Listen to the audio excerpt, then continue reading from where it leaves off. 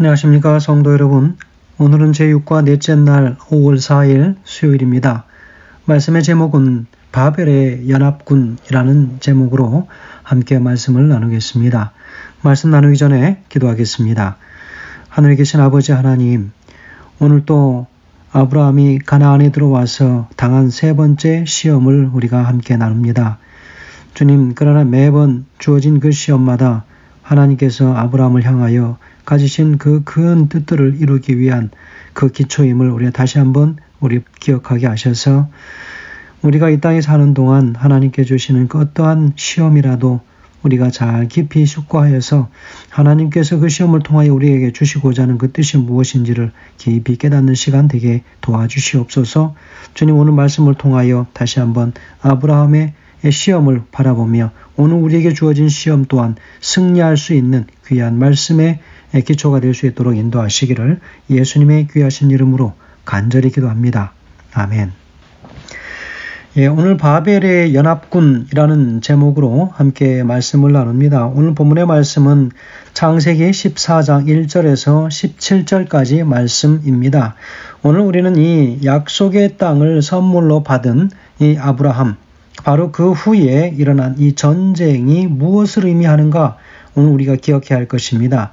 그래서 이 이야기에서 우리는 아브라함에 관해서 무엇을 우리가 깨달게 됐는가라고 하는 것을 오늘 깊이 묵상해야 하겠습니다.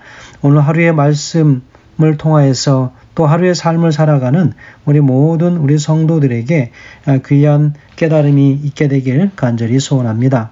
여러분, 이 사건은 성경에 기록된 전쟁, 첫 번째 전쟁에 속합니다. 이 메소포타미아와 이 페르시아 지역의 네 왕이 연합해서 소돔과 고모라를 포함한 가나안의 5 왕과 맞서 싸운 전쟁입니다. 이 전쟁은 아주 큰 전쟁이었죠. 이 하나님께서 아브라함에게 약속의 땅을 선물로 주신 직후에 일어난 바로 이 사건에 특별히 아브라함에게 주시는 영적 교훈이 무엇인가 하는 것입니다. 이 사건의 핵심은 무엇이냐면 땅의 주권에 관한 것입니다. 땅의 주권에 관한 것. 그래서 가나안 땅의 수많은 사람들이 전쟁에 관련되었다고 하는 것, 바로 그것은 이 전쟁의 규모가 크다고 하는 것, 그리고 땅의 주권에 관하여 이 전쟁이 일어나였다라고 하는 것을 오늘 우리가 볼 수 있겠습니다. 여러분, 그런데 희한한 것은 이 전쟁의 초기부터 아브라함은 전쟁에 속해 있지 않았었던 것을 볼 수 있습니다. 아브라함 역시도 큰 규모의 부족이었지만 이 전쟁에 포함되지 않았었던 그 이유가 무엇일까? 그것은 바로 아브라함은 이 땅에 관한 개념을 그는 이제 이해했기 때문입니다. 거듭해서 하나님께서 주신 그 약속, 그 언약을 통하여 그 땅은 육신적인 노력을 통해서 얻을 수 있는 땅이 아니라고 하는 사실을 아브라함은 깨닫고 있었기 때문이죠. 자, 그렇다면 오늘 이 말씀을 우리가 함께 다루면서 이제 구체적으로 좀 살펴보도록 하겠습니다. 자, 앞서 말씀을 드렸지만 오늘 본문의 말씀은 아브라함이 가나안 땅에 들어온 이후에 맞는 세 번째 시험이라고 하는 것입니다. 여러분, 제가 앞서 말씀을 드렸던 그 첫 번째 시험은 무엇에 관한 시험이었습니까? 바로 아브라함과 그 모든 식구들이 먹을 것이 없는 기근을 만나서 애굽으로 내려갔던 그 사건이었습니다. 그래서 다시 그가 회개하고 하나님께서 주신 약속의 땅으로 돌아오는 그 일을 경험하게 되지요. 베델에서 애굽으로 내려갔다가 다시 애굽에서 베델로 올라오는 그 일을 경험하지요. 하나님 앞을, 하나님 전을, 하나님의 임재하심을 떠났다가 다시 하나님께로 회개하고 돌아오는 아브라함의 모습을 볼 수 있습니다. 두 번째 시험은 무엇이었습니까? 롯이 땅을 선택하는 그 과정에 나타난 두 사람의 성품에 관한 시험의 문제였습니다. 자, 세 번째 바로 그 시험은 롯을 구원하고 하나님 앞에 바로 설 수 있었던 아브라함의 모습을 볼 수 있지요. 그리고 나서 그는 롯을 구원하고 나서 소돔 왕으로부터 주는 재물을 그가 거절하는 모습을 보게 되는 것이지요. 바로 그것이 이제 이 세 번째 시험에 이어지는 말씀입니다. 자, 두 번째 시험을 걸친 후에 세 번째 시험이 다시 주어집니다. 창세기 14장 11절에서 12절에 기록하는 말씀은 이렇습니다. 네 왕이 소돔과 고모라의 모든 재물과 양식을 빼앗아가고 소돔에 거하는 아브라함의 조카 롯도 사로잡고 그 재물까지 노략하여 갔더라 라고 기록합니다. 바로 이것은 아브라함이 가나안 땅을 위해서 받은 마지막 시험이 되는 것입니다. 아브라함은 롯이 사로잡혔다고 하는 소식을 나그네들을 통하여 그가 접하게 됩니다. 여러분, 우리가 이 소식을 접하면 어떨까요? 우리는 당장 그곳으로 뛰어가든 어떻게 하든 무엇인가 대책을 세우겠지요. 14장 14절에는 이렇게 말씀을 기록합니다. 아브라함이 그 조카의 사로잡혔음을 듣고 집에서 길리온 연습한 자 318인을 거느리고 단까지 쫓아가서 라고 이야기합니다. 이것은 아브라함이 정말로 참으로 이기는 사람이라고 하는 것이 무엇인지를 우리에게 보여주는 장면입니다. 그는 자신이 이기는 자요 또 개인의 느낌이 없을 정도로 하나님께 이끌려 가는 사람임을 그가 우리에게 보여주고 있습니다. 롯이 어떻게 그를 대하든 그는 여전히 롯을 그의 형제로 여겼던 것이지요. 롯이 그가 땅을 차지하고 땅을 선택하는 그 모습을 통해서 아브라함의 마음이 사실은 조금 더 상하지 않았을 것이다 라고 우리는 단정해서 말할 수가 없습니다.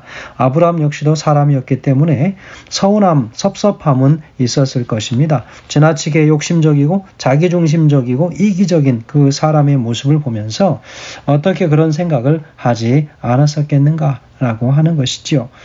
자, 여기 부조와 선지자 135페이지에는 이렇게 기록합니다. 마므레 상수리 수풀에서 평화롭게 살고 있던 아브라함은 도망병 한 사람에게서 전쟁 이야기와 그의 조카에 닥친 재난에 대하여 들었다. 그는 롯의 배은망덕에 대한 불쾌한 기억을 품고 있지 않았다. 가지고 있었다는 것이죠. 한순간 그는 그런 것도 있었다는 거예요.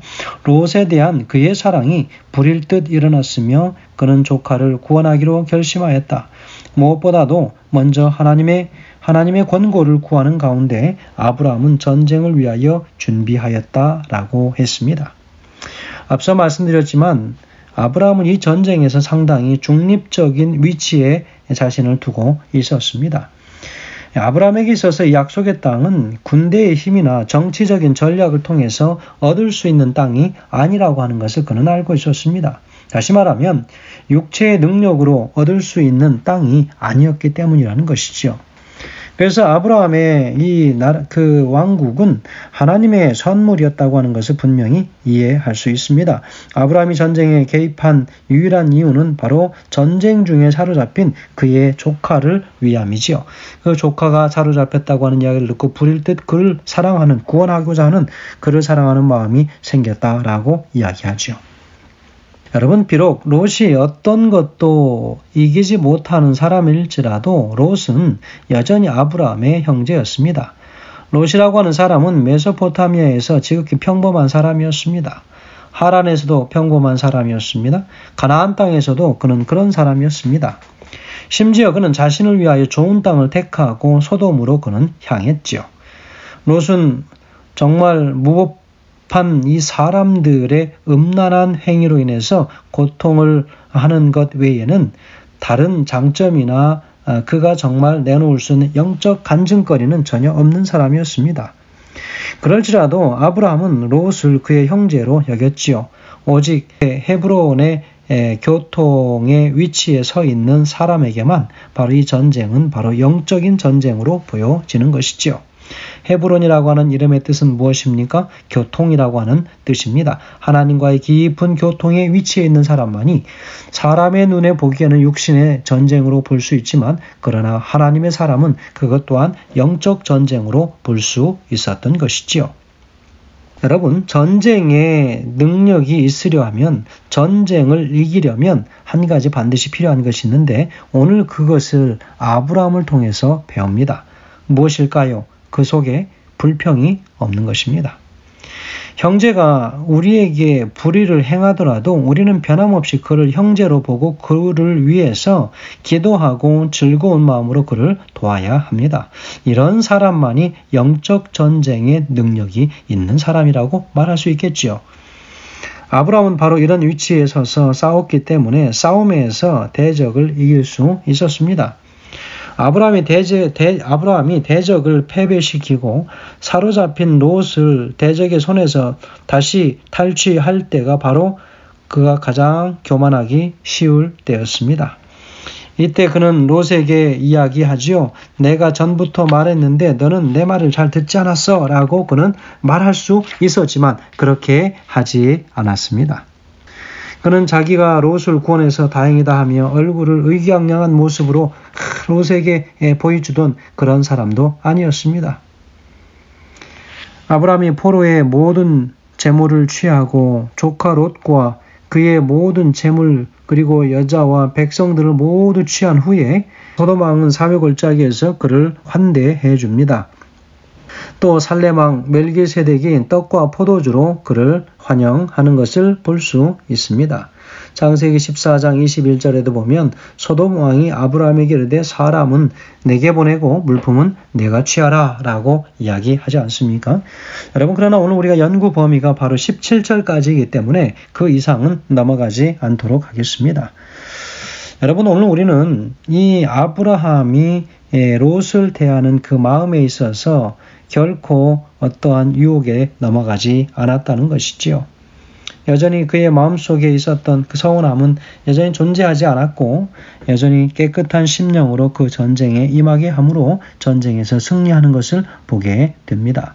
성도 여러분, 아브라함의 이러한 행동을 보고 주변에 있는 사람들이 감동을 받았을까요? 받았습니다. 왜냐하면 전쟁에 임하는 그의 자세는 기도함으로 전쟁을 준비한 사람이었습니다. 여러분, 육신의 전쟁을 위해서 기도하겠습니까? 그렇지 않습니다. 영적인 전쟁을 위해서 기도로 준비하는 것입니다. 그리고 그렇게 그에게 서운함을 끼쳤음에도 불구하고 기꺼이 그의 어려움 당하는 그 순간에 그를 구하러 가는 아브라함의 행동, 그 어떠한 이득이나 혹은 개인적인 영달을 위해서 가는 것이 아닌 참으로 자기의 혈육의 구원을 위해서 쫓아가는 아브라함의 모습을 보게 됩니다. 여러분, 우리의 행동이 다른 사람들에게 어떤 영향을 미치고 있습니까? 우리의 행동을 통해서 우리의 믿음에 관한 그 확신을 다른 사람들에게 어떻게 전해줄 수 있겠습니까?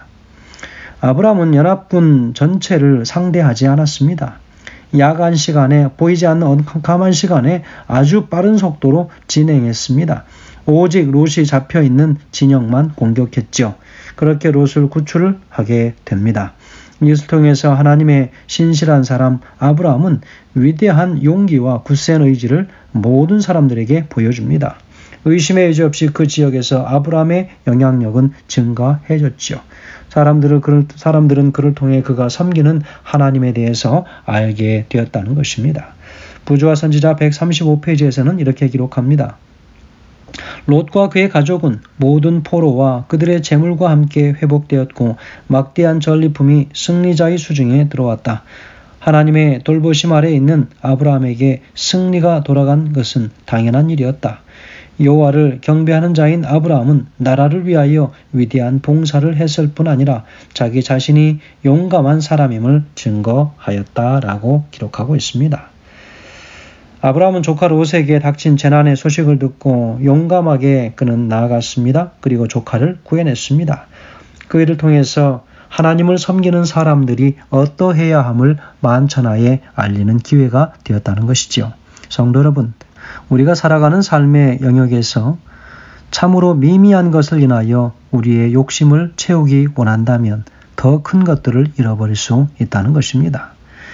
우리가 나누는 모든 아름다운 선한 행위와 그런 사랑의 나눔과 교제를 통해서 하나님의 교회의 주변의 모든 사람들에게 우리 하나님의 위대하신 사랑의 원리를 가르쳐 줄 수 있는 좋은 기회가 될 수 있을 것이라는 것입니다. 그러므로 시간을 얻든지 못 얻든지 할 수만 있다면 우리는 서로를 아끼며 서로를 사랑하고 교제하고 아름답게 서로 성장하는 그 이야기들이 온 세상에 증거될 수 있게 되길 간절히 소망하면서 오늘 말씀을 줄이겠습니다. 감사합니다.